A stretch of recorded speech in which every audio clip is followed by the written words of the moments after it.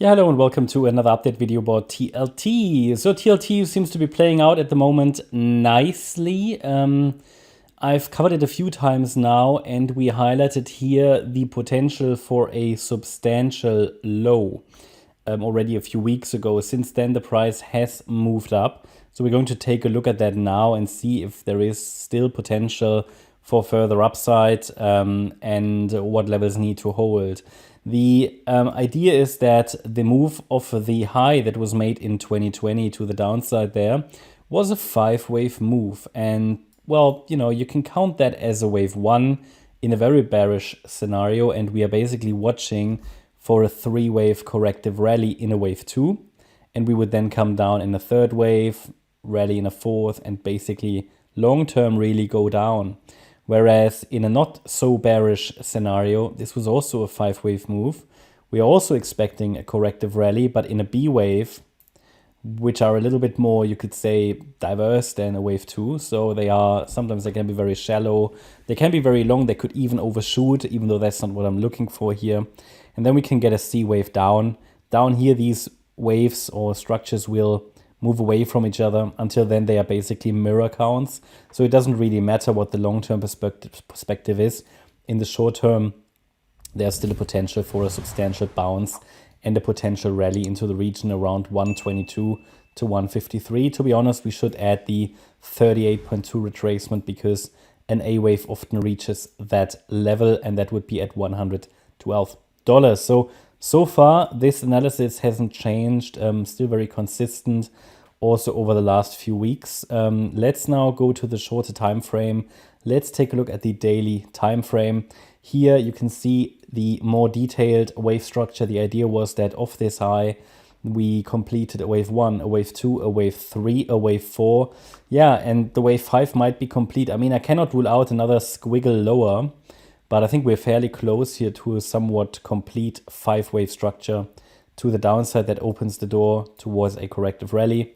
Now let's go to the 4-hour chart. Here you see the detail that in the 5th wave, we also have 5 waves complete. And then even in the 5th wave, we have 5 waves. So yeah, what can I say? We are basically close to a low. We've even now broken above the $90 or $89.50 level, which was sort of the minimum, the earliest signal I wanted to see. I wanted to see 5 waves up above resistance. So basically what we said was there's potentially for a low, there's a long-term support area. We talked about that down there, basically this white box. We turned around exactly at the box, great trend reversal box, broke above resistance as well, which was the first signal that a low is in. And now we're just exploring if we are forming a 5-wave move to the upside, which is needed to suggest that really a low has been formed, in addition to a break above resistance. And then we should get a pullback that will confirm that. So these 5 waves that you can see, and we talked about them in the last video, we had a wave 1, we had a wave 2, and another 1-2 set up, which then created this 3rd wave, then a 4th wave, and we might now be in this 5th wave. Okay, so we have basically, I'm counting 5 waves up complete. Looks very good. I mean, these 5 waves indicate that we should get possibly towards an end of this rally, because we can count it as a potential diagonal structure, an ending diagonal. So the 5-wave move is okay, that's just the first indication that we need to see that a low has been formed. Yeah, there are different scenarios. I mean, there are different ways how this can be counted. Yeah, but I think the most straightforward way is really to count this as a 1, 2, 3, 4, and now this is the wave 5. Basically a wave 5 to the upside. So what that means is that we have 5 waves above resistance. That would confirm the idea that a somewhat lasting low has formed here in October. What we want for additional confirmation is now a pullback. So what I will do, I will take that resistance out of the from the chart, because it was our first confirmation that a low is in. Now what I need to do, I will have to form a support area. So this support area is still moving support. So if we move any higher, I have to move that with the price. The idea is that after 5 waves up, if we get a pullback, that it needs to hold the 78.6 retracement level. This is sort of common for a wave 2. We don't want it to get below that. All these fib levels are relevant, yeah. But certainly key is that after 5 waves up, we can continue to focus on higher. as long as the 78.6 fib level is holding. Below that level, it would be a first signal that no, it's not holding, and we have to expect one more low, possibly then below the October lows, and maybe here targeting the $80 level, the lower boundary line of our support line. So our support box. So if we then take a look at the microstructure, it's a bit difficult to say really.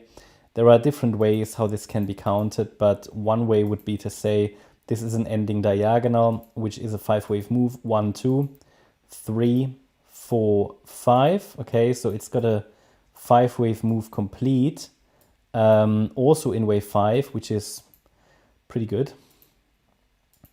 Also, what we can do is add a trend line where we would say, okay, look, the trend is up, yeah, but we're heading into the, you could say, apex here. We're heading really into this area of well, price, low volatility, yeah.